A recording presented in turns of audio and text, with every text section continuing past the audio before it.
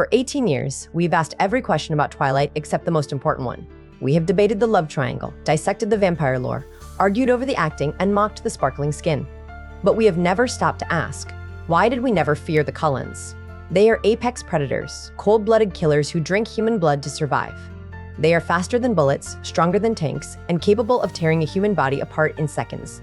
Yet we watched Bella move into their house, sleep under their roof, and eat dinner at their table, and we never felt afraid.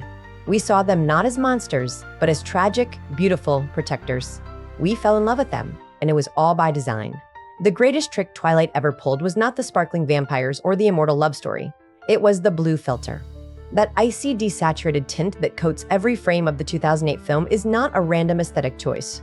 It is a sophisticated psychological weapon, calibrated to suppress our natural fight or flight response and blind us to the inherent danger of the Cullen family.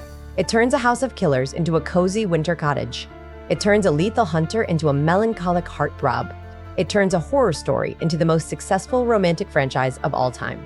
This analysis will deconstruct this cinematic illusion frame by frame. We will break down the technical mechanics of the iconic blue tint, examine how it rewrote the visual language of vampires, unpack the biological and psychological tricks that lower our guard, and trace how this simple color grade became a cultural phenomenon that romanticizes danger to this day. By the end, we will confront an uncomfortable truth. The monsters were never hidden in the shadows. They were hiding in plain sight, bathed in the cold, beautiful glow of a color that tricked our brains into loving what should have terrified us. The architecture of the Azure Veil. To understand the power of the blue filter, we must first understand how it was made. The 2008 Twilight film was shot on 35mm film, a medium that naturally captures rich, warm colors and deep, lush greens. The Olympic Peninsula, where the story is set, is one of the rainiest, most verdant places on Earth. Its forests are a vibrant tapestry of emerald and moss, its skies a soft, moody gray, its rivers a clear, sparkling blue. But in the film, none of this exists. Every frame has been drained of life. The color grading process was brutal and systematic. The filmmakers lowered the overall color temperature by 1200 Kelvin, bathing the entire world in a cold, blue-gray light. They cranked up the blue channel by 40%, while simultaneously suppressing the red and yellow channels by 35% and 30% respectively. This stripped the screen of every warm, life-sustaining tone. The lush green forest became a sickly, desaturated teal. The rosy cheeks of human characters turned pale and ashen.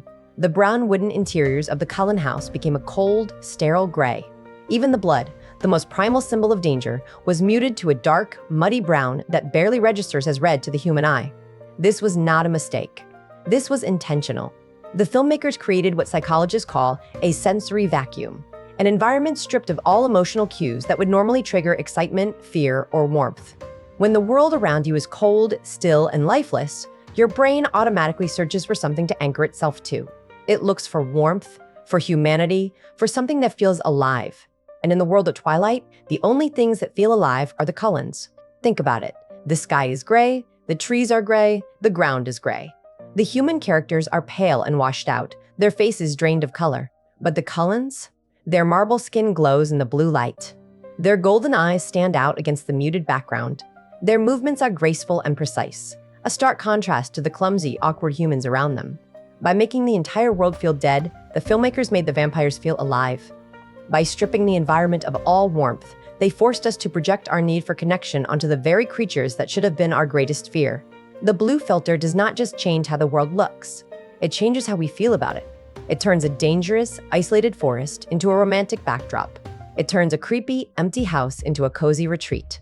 It rewires our emotions before a single line of dialogue is ever spoken, redefining the predator, from fanged monster to marble statue. For over a century, vampires have had a universal visual language.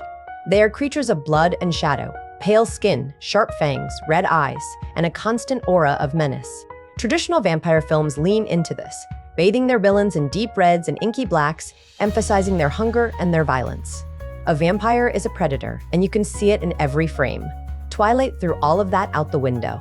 It used the blue filter to completely rewrite what a vampire looks like, and more importantly, how we feel about them. The first thing the blue filter does is mute all visual cues of aggression.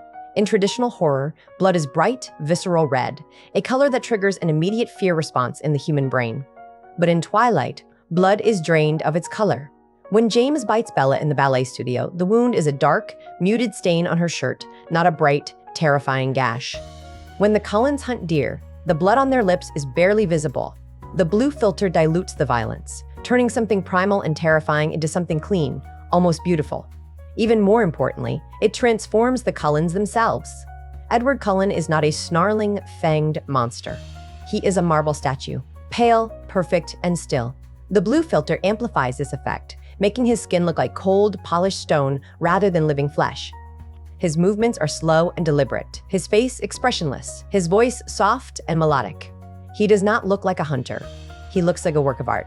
A tragic, beautiful work of art that you want to save, not run away from. This is the genius of the color grade. It turns predation into melancholy. The Cullens are not evil because they drink blood. They are cursed. They are tragic figures trapped in an immortal body, forced to live apart from humanity, fighting against their own nature. The blue filter reinforces this narrative at every turn. The cold, blue light makes them look lonely, isolated, and sad. It makes their undead nature feel like a burden, not a superpower. It makes us pity them, rather than fear them. Compare this to how the bad vampires are portrayed. James, Laurent, and Victoria are bathed in warm orange light. Their skin is tanned, their eyes are bright red, their movements are wild and erratic. They look like traditional vampires, and we fear them accordingly.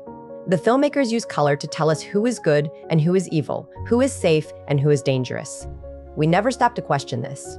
We never stop to think that the Cullens are still vampires, still killers, still capable of tearing Bella apart at any moment. Because the color grade has already told us they are good. Because the blue filter has already blinded us to the danger. We see a sad, beautiful boy who needs to be loved. We do not see the apex predator who is one wrong move away from killing the girl he claims to love. The psychology of cold comfort, how blue lowered our guard. The blue filter works so well because it exploits fundamental biological truths about how the human brain responds to color. For millions of years, our brains have evolved to associate different colors with different emotions and threats. Warm colors, red, orange, yellow signal danger, excitement, and energy. They are the colors of fire, blood, and the sun. They trigger an increase in heart rate, blood pressure, and adrenaline, preparing the body for fight or flight. Cool colors, blue, green, gray, signal calm, safety, and stillness. They are the colors of water, sky, and shadow. They lower heart rate, reduce stress, and make us feel relaxed and at ease. This is not a cultural construct. It is hardwired into our DNA. Studies have shown that people exposed to blue environments have lower levels of cortisol, the stress hormone, than those exposed to red or yellow environments. They report feeling calmer, more focused, and less anxious. They are also less likely to perceive threats or act aggressively. The filmmakers used this biological response against us. They bathed the entire film in glue to lower our heart rate, suppress our adrenaline, and make us let our guard down. Think about how you feel when you watch the first Twilight film. It feels slow, quiet, and peaceful. Even during the action scenes, there is a sense of calm that is completely out of place for a vampire movie. This is not an accident. This is the blue filter working. It is telling your brain that you are safe, that there is nothing to fear, that this is a love story, not a horror story. The most insidious part of this trick is how it suppresses our natural reaction to the color red. Red is the universal danger signal. It is the color of stop signs, fire alarms, and blood. Our brains are programmed to react to red instantly, with fear and alertness. But the blue filter neutralizes this. It drains the red from every frame, turning the most dangerous color in the world into just another muted tone. When we see blood in Twilight, our brains do not trigger a fear response. They see a dark, brownish color that does not register as a threat. We keep watching, and we keep falling in love. This creates a false sense of domesticity that is completely at odds with the reality of the Cullen household. It makes the cold glass walls feel cozy. It makes the silent, still family feel like a loving, normal household. We watch Bella make breakfast with them, play baseball with them, and celebrate Christmas with them, and we think, this is nice, this is normal. We forget that every single one of them could kill her in the blink of an eye. The blue filter does not just change what we see. It changes how we think. It rewires our most basic instincts, turning fear into love, danger into romance, and a house of monsters into a home. Blinded by the icy glow, the scenes that prove the trick. Nowhere is the blue filter's deceptive power more evident than in the iconic baseball scene. This is the moment where the Cullens' supernatural abilities are on full display. They run faster than the eye can see, hit the ball with the force of a cannon, and throw with enough speed to break the sound barrier. This should be terrifying. This should be the moment where we realize just how powerful and dangerous these creatures are. But instead, it is one of the most beloved scenes in the entire franchise, and it is all because of the blue filter. The scene is bathed in a deep, stormy blue. The sky is dark gray, the grass is a muted teal, the baseball uniforms are a cool, dark blue. The rain falls softly, blurring the edges of everything. Even the crack of the bat is muted, softened by the rain and the cold air. The blue filter slows everything down, making the vampire's superhuman speed and strength feel graceful, almost elegant, rather than terrifying. We do not see deadly predators moving at impossible speeds. We see a family playing a fun game of baseball. We cheer when Edward hits a home run. We laugh when Emmett tackles Rosalie. We never stop to think. These are the same creatures that could tear a human apart with their bare hands. The legacy of the Desaturated Lie. Why we still miss the blue. 18 years later, the Twilight blue filter is more popular than ever. It is a staple of TikTok edits, Instagram filters, and aesthetic mood boards. Young people in 2026 are nostalgic for that specific icy, desaturated tint, even though they were too young to see the first film in theaters. They use it to edit their own photos and videos, to make their lives feel like a Twilight movie. They romanticize the cold, rainy days of Forks, the pale skin, the golden eyes. They call it the Twilight aesthetic, and it is everywhere. But what are we really nostalgic for? We are not nostalgic for bad acting or cheesy dialogue. We are nostalgic for the lie. We are nostalgic for a world where danger is beautiful, where monsters are romantic, where the scariest thing in the world is a broken heart. We are nostalgic for a time when we could turn off our brains and let the blue filter lull us into a false sense of security. We are nostalgic for the feeling of being blind to the dark things lurking just beneath the surface. This is the true legacy of the Twilight blue filter.